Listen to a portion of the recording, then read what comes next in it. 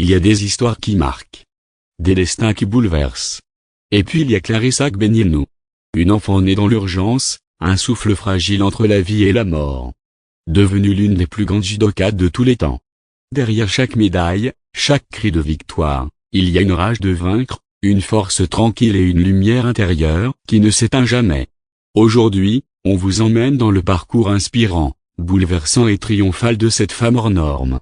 Un récit d'or, de combat et de cœur. Chapitre 1, Née pour lutter, née pour briller. Clarisse voit le jour le 25 octobre 1992 à Rennes, beaucoup trop tôt. Elle naît grand prématuré.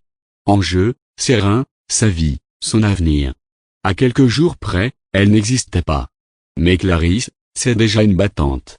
Une lionne silencieuse. Elle sort du coma, elle survit, elle sourit. À 9 ans, elle découvre le judo. Et c'est une révélation. Le dojo devient son refuge.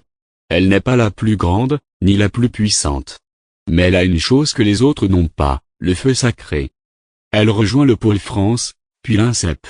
Le nom Agbenienou commence à circuler.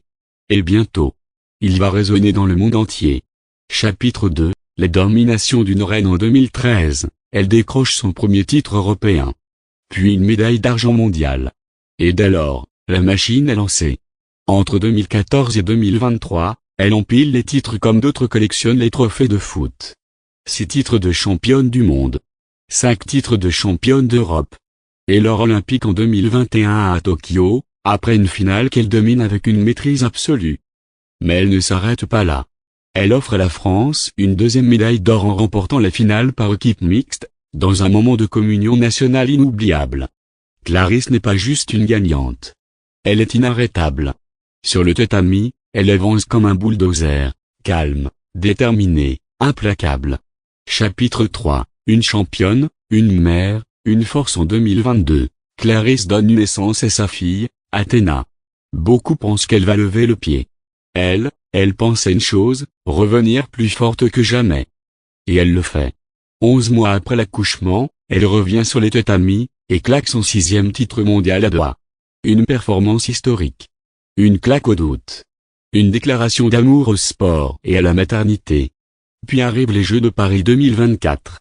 Elle prend le bronze en individuel, mais surtout, elle remporte un nouveau l'or en équipe mixte.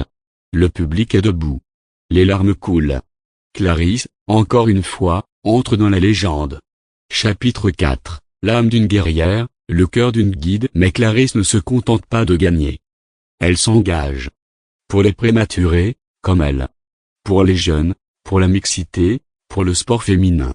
Elle est adjudante de gendarmerie, porte-drapeau de la France, marraine d'association, modèle de millions de femmes.